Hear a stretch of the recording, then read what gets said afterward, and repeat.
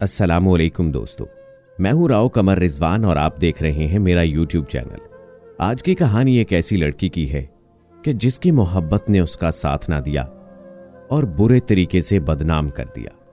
आखिर ये लड़की इस हद तक क्यों पहुंची, इसकी क्या वजह है, ये सबक आमूज कहानी आखिर तक लाजमी सुनिएगा और इसके साथ साथ मेरे चैनल को भी जरूर सब्सक्राइब कर लीजिएगा। तो आइए चलते हैं आज की कहानी की जानिब। हमारे घर के करीब गर्ल्स स्कूल 8वीं तक था। जब मैंने 9वीं जमात में दाखिला लिया तो नए स्कूल जाना पड़ा। वहां मेरी मुलाकात एक संजीदा सी लड़की से हुई जिसका नाम एनी था। वो चुप चुप रहती, क्लास में होती, लेकिन दिमाग कहीं और होता। जी रही थी मगर जैसे उसे जिंदगी से कोई लगाव नहीं था। पढ़ रही थी तो अपने ख्वाबों की ताबीर के लिए नहीं, बस मारे बांधे। किसी के कहने सुनने से मुझे तो यही लगता था। तभी सोचती कि इसकी आंखों और चेहरे पर रोशनी और चमक कभी नजर नहीं आती, न जाने क्यों। एक दिन हिम्मत करके पास जा बैठी, पूछा, कैसी हो एनी? ठीक हूं, उसने दोस्ताना अंदाज में जवाब दिया। चंद मिनट की गुफ्तगू के बाद मैं समझ गई कि बस थोड़ी सी चाहत और तवज्जो की हकदार है। किसी और लड़की ने शायद इसकी जरूरत को समझा ही नहीं, तभी वो मेरी दोस्त बन गई। एक रोज मैंने उससे कहा कि अगर तुम मुझे अपना दोस्त समझती हो तो बताओ तुम्हारी खामोशियों का सबब क्या है? क्या हंसने बोलने को तुम्हारा दिल नहीं चाहता? तब उसने बिला तकल्लुफ मुझको अपनी जिंदगी की दास्तान सुना दी, जो उसी की जुबानी आप सुनेंगे। मैं पंजाब के एक कस्बे में पैदा हुई थी।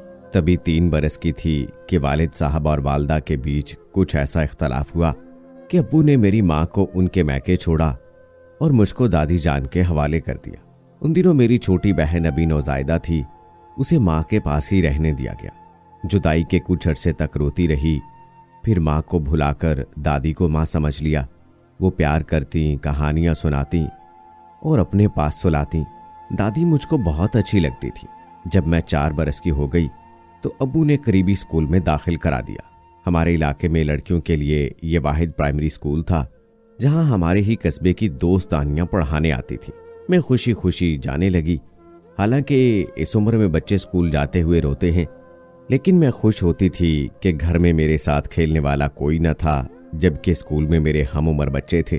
तभी रोज सुबह सवेरे खुद उठ जाती और खुशी से तैयार होकर स्कूल चली जाती थी। मैं दादी के प्यार के सहारे जिंदा थी। उन दिनों वही मुझे पढ़ाया करती थी। यूं मुझको भी पढ़ने का शौक हुआ और 4थी जमात में मेरी अव्वल पोजीशन आई। मेरा शौक देखकर दादी अम्मा ने कहा कि अगर ऐसे ही अच्छे नंबर लाती रहोगी तो 6ठी में तुम्हारा दाखिला शहर के किसी अच्छे स्कूल में करा दूंगी और तुम्हारी खातिर वहां मकान भी ले लूंगी। ये बात सुनकर मैं बेहद खुश हुई। दादी का ये ख्वाब अधूरा रह गया। जिन दिनों 5वीं में थी, एक शाम अचानक उनको दिल का दौरा पड़ा और वो चल बसी। शायद खुदा को ये मंजूर ना था कि वो जो मेरी जिंदगी और मेरी खुशी थी, कुछ दिन और मेरे साथ रहती और मेरी खुशियों में शरीक होती। उनकी वफात से चुप सी लग गई। मैं गोया बिल्कुल तन्हा रह गई थी। अब्बू ने मेरे दुख और तन्हाई को महसूस कर लिया। वो मुझ पर तवज्जो देने लगे। पल पल वो मेरा ख्याल रखते, हर ख्वाहिश पूरी करते, लेकिन मैं दादी की कमी फिर भी महसूस करती थी। इस प्यारी हस्ती की जुदाई से मैं सचमुच टूट गई थी। छोटी फूफी और चचा जो गैर शादीशुदा थे, वो भी मेरा ख्याल रखने की कोशिश करते, मगर दादी का गम दूर ना होता था। इस तन्हाई के एहसास में अब्बू ने जीने की उम्मीद बंधाई, जिसकी वजह से मैं 5वीं का इम्तिहान दे पाई। 5वीं में अव्वल आने पर अब्बू बहुत खुश थे, मगर मेरी खुशियों पर खुश होने वाली दादी ना थी। बचपन से मैं बहुत हसास थी, जरा जरा सी बात पर परेशान हो जाती। तब वाले साहब समझाते तो लगता मैं उनकी कुल कायनात हूँ। वो इतने प्यार से समझाते थे कि दिल को तकवीयत मिल जाती थी और मैं नाउम्मीदी से उम्मीद की तरफ लौट आती। बचपन के उन हालात में हिम्मत के बलबूते पर जिंदा रहना सीखा। मजीद स्कूल की सहेलियों से ढारस मिलती रही, लेकिन जिंदगी में एक कमी सी थी। हमारे गांव में प्राइमरी तक स्कूल था। 6ठी में दाखिले के लिए शहर जाना लाजिम था। तभी अब्बू ने बड़ी फूफी से राब्ता किया जो शहर में रहाइश पजीर थी और उनके बच्चे वहां पढ़ते थे। फूफी ने कहा, आप एनी को मेरे पास भेज दें, ये हमारे घर रहकर पढ़ लेगी। यूं मैं उनके पास चली गई और शहर में पढ़ने लगी। फूफी ने प्यार से रखा, लेकिन उनके बच्चों का रवैया अच्छा ना था। वो मुझको एहसास दिलाते कि मैं उनके टुकड़ों पर पल रही हूँ। खास तौर पर उनका बड़ा बेटा सलमान मेरे साथ बहुत ज्यादा बेरुखी से पेश आता था। एक रोज पड़ोस से एक औरत फूफी से मिलने आई तो उन्होंने बातों बातों में बताया कि ऐनी को अपनी बहू बनाऊंगी, क्योंकि इसकी निस्बत बचपन से मेरी वालदा सलमान के साथ तय कर गई थी, लिहाजा अपनी माँ की ये ख्वाहिश जरूर पूरी करूंगी। मैं फूफी की बातें सुनकर हैरान रह गई। यूं लगा जैसे मेरी तमाम ख्वाहिशों पर, मेरे ख्वाबों पर किसी और का पहरा हो। गोया अपने लिए मैं कुछ भी नहीं कर सकती थी। अब जो भी करेंगे जिंदगी का फैसला वो यही लोग करेंगे। ये वो लोग थे जो मुझसे अच्छा सलूक न करते और पता नहीं मेरे बारे में क्या क्या बातें बनाते थे। सलमान के साथ शादी का मैं तस्वुर भी ना करना चाहती थी। अक्सर वो मुझसे बदतमीजी करता, बेहद कड़वे मिजाज का था, बात बात पर झगड़ता। उसके साथ एक पल न बनती थी। उसको कैसे जीवन साथी मान लेती। मैंने परेशान होकर अब्बू को फोन किया, आपके लिए उदास हूं, फौरन आ जाइए। वो आ गए तो मैंने रो रो कर बुरा हाल कर लिया। उनको बता दिया कि फूफी मेरे सामने ऐसी बातें करती हैं। वो मुझे अपने साथ घर ले आए। जब मैं घर आई, चाचू मेरी हालत देखकर कुछ सोचने पर मजबूर हो गए। तभी उन्होंने कोशिश की और अम्मी को मना कर ले आए। माँ भी गालबन मेरी खातिर लौट आई थी। माँ से हमेशा दूर रही थी, इसलिए मुझे उनसे उनसियत महसूस नहीं होती थी। एक अजनबियत मेरे और उनके दरमियान हायल थी। शायद इसे झिझक भी कह सकते हैं और शिकायत भी कि वो मुझे छोड़कर चली गई थी। वो बुलाती और मैं ना जाती, तब वो मुझको हसरत से देखा करती। बात करना चाहती थी, गले लगाना चाहती थी, मगर पता नहीं क्यों इतने नज़दीक आ जाने के बावजूद हमारे दरमियान दूरी मौजूद थी। सायरा हरदम माँ के साथ चिपकी रहती, शायद इसलिए कि वो कभी अम्मी से जुदा न हुई थी। वालदा से उसकी कुर्बत ज्यादा थी। जब मैं उसे माँ से लिपटते और प्यार करते देखती तो दिल में टीस सी उठती। जब तक अम्मी मैके रहीं, वालिद मेरा ख्याल करते थे। उनके आ जाने से वो मुझसे लापरवाह हो गए। उनका मिजाज ही बदल गया। एक दिन ऐसा आया कि वो अपनी बर्बादी का मुझे जिम्मेदार समझते। बात बात पर डांटने लगे। उनके इस रवैये पर मैं हैरान थी। फिर ये सोचने पर मजबूर हो गई कि शायद वो मेरी माँ को वापस बुलाना नहीं चाहते थे। अब मैं स्कूल भी ना जाती थी कि रोज गांव से शहर जाना मुमकिन न था। उम्र के इस हिस्से में तभी जब बच्चों को हर बात समझ आने लगती है। मुझको अब्बू के बदले हुए रवैये का बहुत दुख था। एक बार फिर मैं सोचों की अथाह गहराइयों में गिर गई। यूं लगता जैसे जिंदगी बिछड़ गई हो। अब कोई मंजिल थी और ना किनारा। उम्र के इस मोड़ पर मेरे अंदर बहुत सी तब्दीलियां आ रही थी। मेरी हसरतों की दुनिया फैलने लगी। पढ़ाई छूट गई तो मैं अपने कमरे में बंद रहने लगी। तभी मैंने तस्वुरात को अपना साथी बना लिया। लगता मैं अकेली नहीं हूं। मेरे ख्यालों का कोई महबूब है जिसको मैंने देखा नहीं है, लेकिन वो मेरे साथ साथ रहता है। ये कोई और न था, मेरे तखय्युल का तराशा हुआ पैकर था, जो बहुत हसीन था, जिसके साथ रहकर मैं सोचों में अपनी तन्हाई दूर कर लिया करती थी। महरूमियों से फरार का बस यही एक रास्ता था। तभी मैंने अपनी सोचों में रहना बसना शुरू कर दिया और ख्यालों के इस शहजादे को दिल में यूं जगह दी कि मेरा बचपन फिर से लौट आया। जानती थी ख्याली दुनिया में रहना ठीक नहीं होता। यूं इंसान हकीकत पसंद नहीं रहता और वो जिंदा लोगों से दूर हो जाता है। लेकिन ख्याली दुनिया में रहने बसने को मुझे किसने मजबूर किया? मेरे वालिदैन के गलत रवैये ने। दादी का साथ छूटा तो अब्बू के प्यार में पनाह ली। वो भी बदल गए। कई कई दिन घर न आते और अम्मी अपनी छोटी बेटी से लाड प्यार में लगी रहती। जब अकेलेपन का कर्ब मुझको तंग करता, मैं ख्याली साथी से बातें करने लगती। चाहती थी कि मेरा ये साथी ऐसा हो जो मेरे लिए सारे जहां से लड़ सकता हो। घंटों अकेले कमरे में बंद रहना और ख्याली महबूब से बातें करना मुझे अच्छा लगता। बस फिर ये मेरा मामूल हो गया। उन्हीं दिनों छोटे चाचू की शादी हुई। दुल्हन चची बहुत समझदार थीं। आते ही उन्होंने मेरे करब को जान लिया।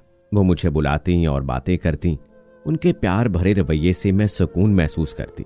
जब टीवी पर कोई ड्रामा लगता, वो मुझे मेरे कमरे से बुलाकर ले जाती और मेरे साथ ड्रामा देखती तो मेरे जहन का बोझ कम हो जाता।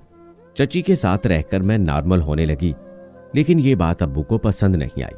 उन्होंने ये कहकर मुझको उनके कमरे में जाने से मना कर दिया कि ये मेरी बेटी को खराब कर रही है।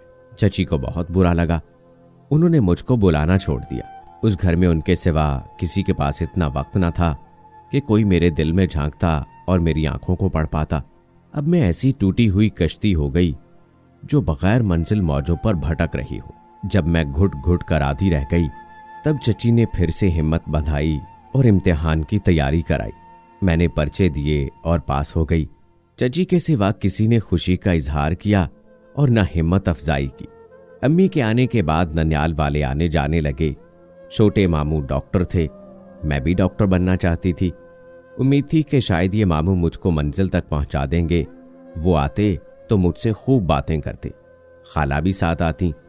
ये लोग मुझे बताते कि क्यों तुमको तुम्हारी माँ से दूर रहना पड़ा। अब मैं जान चुकी थी कि मेरी महरूमियों का जिम्मेदार कौन है और माँ की जिंदगी किसने बर्बाद की। दादी के बाद सबसे ज्यादा प्यार अपने बाप से किया था। हकीकत जानकर और ज्यादा तकलीफ हुई कि यही वो शख्स है जिसने मुझसे मेरी माँ और बचपन की खुशियां छीनी थी। मैंने सिर्फ अब्बू का प्यार भरा रूप ही देखा था। जिंदगी में पहली बार मुझ पर उनका असली रूप खुला। लोगों ने रफ्ता रफ्ता उनके मेरी वालदा पर मुजालिम खोल कर रख दिए। मैं जान गई कि उन्होंने कितनी तकलीफें मेरी माँ को दी थी। लोगों ने बताया कि पहले इनकी दोस्ती मेरी माँ की एक कजन से थी जो अम्मी और उनके माबैन वजह तनाज़ा बनी थी, और अब उनका अगला मिशन अपनी एक दूर की कजन के साथ शादी था। लेकिन अम्मी के लौट आने से उन्हें अपने इरादों में कामयाबी ना हो पा रही थी। तभी एक रोज अम्मी ने मुझसे कहा था, एनी, मैं तुमको आला तालीम याफ्ता देखना चाहती हूँ ताकि तुम लेडी डॉक्टर, इंजीनियर या लेक्चरर बन सको। अनपढ़ रहकर जैसे मैं तारीक राहों में मारी गई, कहीं तुम ना मारी जाओ। मर्द का कोई एतबार नहीं होता। शौहर अच्छा मिले तो सब अच्छा, अगर अच्छा शौहर ना मिले तो सब बुरा हो जाता है। माँ की नसीहत पल्ले बांधी और ज्यादा मेहनत से 8वीं की तैयारी में लग गई। माँ के ख्वाब पूरे करना चाहती थी, जबकि मेरा खुद गर्ज बाप 14 बरस की उम्र में मेरी शादी के फर्ज से सुबकदोश होने का इरादा रखता था ताकि फिर मेरी माँ को घर से निकाल कर दूसरी शादी कर सके। जब माँ ने सुना कि अब्बू मेरी शादी की तैयारी कर रहे हैं, उन्होंने मामू को बुलवा भेजा कि किसी तरह इसे ले जाओ और कॉलेज में दाखिल करा दो ताकि आगे पढ़ सके। उन दिनों मुझको शायरी से लगाव हो गया। मैं अलमिया शायरी पढ़ती और तन्हाई में रोया करती, फिर खुद अशार लिखने लगी। कभी फूलों पर, कभी हवाओं और मौसमों पर। मेरी डायरी अशार से भर गई। जानती न थी कि ये अशार किसके लिए हैं, लेकिन इनमें अपने ख्यालों के पैकर को ढूंढती थी। यकीन था कि एक दिन ये ख्याली पैकर जरूर हकीकत बनकर मेरे सामने आ जाएगा और मेरी खातिर सारे जहां से लड़ेगा। बस इसी दिन के लिए जी रही थी। जब छोटे मामू ने मेरा ऐसा हाल देखा, अम्मी से कहा कि मैं खुद अपनी भांजी को पढ़ाऊंगा, तुम इसको मेरे साथ कर दो। लेकिन अब्बू की इजाजत के बगैर ऐसा ना हो सकता था। वो बहुत झगड़ा करते थे। अब्बू के आगे डट जाने की किसमें हिम्मत थी। दूसरी सूरत में कमसिनी में ही मेरे गले में शादी का तौक पड़ जाता। मामू ने वालिद साहब से बात की, उन्होंने एक न मानी। उनको बेइज्जत करके घर से रवाना कर दिया। मैं इम्तिहान की तैयारी करती रही और मामू से कहा कि आप मेरे लिए इम्तिहान देने का इंतजाम कर दें। इसी बहाने जब वहां आऊंगी तो फिर वापस न जाऊंगी। इम्तिहान की डेट शीट आ गई। अब्बू को दिखाई, वो मान गए और मुझे लेकर खुद मामू के घर आए। मैंने पर्चे दिए, फिर अब्बू मुझे लेने आ गए। जाने से इनकार कर दिया कि मुझे यहां रहकर पढ़ना है, अब वापस घर न जाऊंगी। वालिद ने काफी इसरार किया, मामू से भी झगड़ा किया, लेकिन मैं न गई। वो हार मानकर लौट गए। वहां जाकर उन्होंने खूब हंगामा किया और अम्मी से कहा कि अब तुम्हारे यहां रहने की जरूरत नहीं रही, तुम भी वहीं जाकर रहो जहां तुम्हारी बेटी रह रही है। यूं उन्होंने अम्मी को घर से निकाल दिया। वो मामू के पास आ गए। मेरा रेगुलर तालबा होने का ख्वाब पूरा हो गया। मैं यहां खुश रहती थी, अपने सब दर्द छुपाकर मुस्कुराती थी कि दुख सह सह कर मुझे उनको छुपाना आ गया था। जब नतीजा आने वाला था, अपनी खाला के घर गई। उन्होंने मामू से कहा कि ये छुट्टियां यहां गुजारेगी। इतने सालों बाद खाला के पास रहने का मौका मिला था। मेरी रूह प्यार की प्यासी थी। मुझे लगा खाला मुझसे प्यार करती हैं। ये मेरे ख्वाबों का शहर था, आज़ादी की जिंदगी थी। खाला का बहुत शानदार घर था। मुझे नहीं पता था कि यह शहर मेरी जिंदगी का रुख ही बदल देगा। उन्हीं दिनों खाला के यहाँ उनकी ननद का बेटा आया जिसका नाम आजर था। मैंने उसको पहली बार देखा तो लगा यही मेरी ख्वाबों का शहजादा है। बस वो एक ही नजर थी जिसने मुझसे मेरा सब कुछ छीन लिया था। सोचा करती थी जब मुझको मेरे ख्यालों का पैकर मिलेगा तो वक्त थम जाएगा, घड़ियों की सुइयां रुक जाएंगी, मौसम जी उठेगा और चांद छुप जाएगा। ऐसा ही हुआ। चांद छुप गया, मौसम ठहर गया, घड़ियों की सुइयां भी रुक गईं और मेरे ख्वाबों का शहजादा ख्वाबों की वादी से उतरकर सामने आ गया। हकीकी जिंदगी में वो वैसा ही शानदार और सबका ख्याल करने वाला था जैसा मैंने सोचा था। वो एक पल था जिसने मेरी जिंदगी को क्या से क्या कर दिया। वो मुझसे मुखातिब होता और मैं दुनिया जहां को भूलकर उससे बातें करती। छुट्टियां खत्म हो गईं, मैं वापस मामू के घर आ गई। वो हरदम मेरे ख्वाबों में रहने लगा, क्योंकि वो तो कब से मेरे अंदर छुपा बैठा था। ख्यालात की दुनिया में मेरे साथ रहता बसता था। मैं पढ़ने के लिए अपने वालिद को नाराज करके मामू के घर आ गई थी, लेकिन अब तो पढ़ाई में दिल ही नहीं लगता था। सब कुछ भुलाकर अपने सारे दुख, सारे खसारे उसे हर पल याद करती थी। अब खुश थी तो आने वाले वक्त की इस उम्मीद पर कि जब उसका प्यार मिल जाएगा, मुझको उसका साथ मिल जाएगा। आज़र का भी ऐसा ही अहवाल था। वो बेचैन रहता था, अपने घर वालों से छुप छुप कर फोन करता था, लेकिन शायद इस मामले की सुनगुन उसके बड़ों को हो चुकी थी। उन दिनों मैं स्कूल में नई नई आई थी, मेरी कोई दोस्त भी ना बनी थी। तलखियों भरा माजी दामन में था और मैं आज में जी रही थी कि एक दिन अचानक वो हो गया जिसका सोचा भी ना था। खाला मामू के घर आई और अम्मी से कहा कि मेरी ननद ने बहुत झगड़ा किया है कि तुम्हारी भांजी मेरे बेटे को भटका रही है, रोज इसके साथ फोन पर बातें करती है। ये फोन मेरे ससुर ने सुने।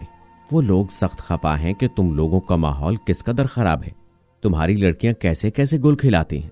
जरा अपनी और हमारी इज्जत का पास करो और लड़की को लगाम दो। खाला ने ऐसी बातें कही कि अम्मी बेचारी रोने लगी, क्योंकि उनके ससुर ने कॉल्स, नंबर और मैसेजेस भी आंटी को दिखाए थे और कहा कि तुम भी भांजी के इन करतूतों में शामिल हो। खालू जान ने कहा, अगर तुम शामिल हुई तो मैं तुमको तलाक दे दूंगा। खाला की बातें सुनकर मेरा तो दिल बैठ गया और सांस रुकती हुई महसूस हुई। अम्मी मुझसे पूछ रही थीं और मैं कुछ बोल ना पा रही थी। शाम को खालू जान आज़र को लेकर आ गए और मामू जान से कहा, अपनी भांजी को बुलाइए। आज़र ने मेरे सामने कह दिया कि ऐनी खुद मुझे फोन करती थी, मैसेजेस करती थी, जबकि मैं मना करता था, मगर ये ना मानती थी। तभी तंग आकर मैंने फूफी से शिकायत की है। मामू के आगे मैं कुछ न बोल सकी। मेरा दम घुट रहा था, आंखों के आगे अंधेरा सा छा गया। यूं लगा एक ही पल में सब कुछ खत्म हो गया हो। माजी अचानक मेरी आंखों के सामने आ गया। मुझे एहसास हुआ इस मुख्तसर सी जिंदगी में मैंने बहुत कुछ खोया और कुछ नहीं पाया। दिल अब भी ना मानता था कि आज़र ऐसा कह सकता है। वो जो मेरी जरा सी परेशानी पर तड़प जाता था, फोन ना करती तो रूठ जाता, खाना ना खाती तो नाराज होता, ऐसा क्यों कर कह सकता था। मैं उससे बात करना चाहती थी, मगर सारे बुजुर्ग बरहम थे, बात भी ना कर सकी। इतनी टूटी के जीने की उमंग ना रही। सोचा खुदकुशी कर लूं, मगर फिर मामू की इज्जत का ख्याल आ गया। माँ को भी मुझसे उम्मीदें थीं। सायरा तो अभी छोटी थी। बस फिर मैंने वैसे ही जिंदगी गुजारना शुरू कर दी जैसे पहले हर बार टूटकर जुड़ने की कोशिश किया करती थी। अब अगर जी रही हूं तो दुनिया के लिए, अपने लिए तो उसी दिन मर गई थी जिस दिन आंटी ने कहा था, खालू से कह दो कि आज़र बेकसूर है, फोन तुम ही उसको किया करती थी। अगर तुमने ऐसा ना किया तो तुम्हारे खालू मुझे तलाक दे देंगे। बस तभी से मैं कभी हंस नहीं पाई। मैं उसे आज भी इतना ही याद करती हूँ जितना पहले करती थी। आज भी उसे उसी कदर चाहती हूँ जिस कदर पहले रोज चाहती थी। अब मैंने सोचा है कि जिंदा रहूंगी और अपनी माँ का ख्वाब पूरा करूंगी, उनको कुछ बनकर दिखाऊंगी, लेकिन अपनी जिंदगी में होने वाले खसारे को कभी नहीं भुला सकती। ऐसा कहकर वो रो दी। मैंने उसे चुप कराया और फिर हम लोगों की क्लास शुरू हो गई। इससे अगले दिन मैंने उसे स्कूल में नहीं देखा। किससे पूछती वो क्यों नहीं आई। उससे अगले दिन भी वो नहीं आई, उसकी हाजिरी भी नहीं लग रही थी। आखिर मैंने टीचर से पूछ लिया कि ऐनी क्यों नहीं आ रही। उसने स्कूल छोड़ दिया है। उन्होंने बताया अब वो स्कूल नहीं आएगी क्योंकि उसकी शादी हो रही है।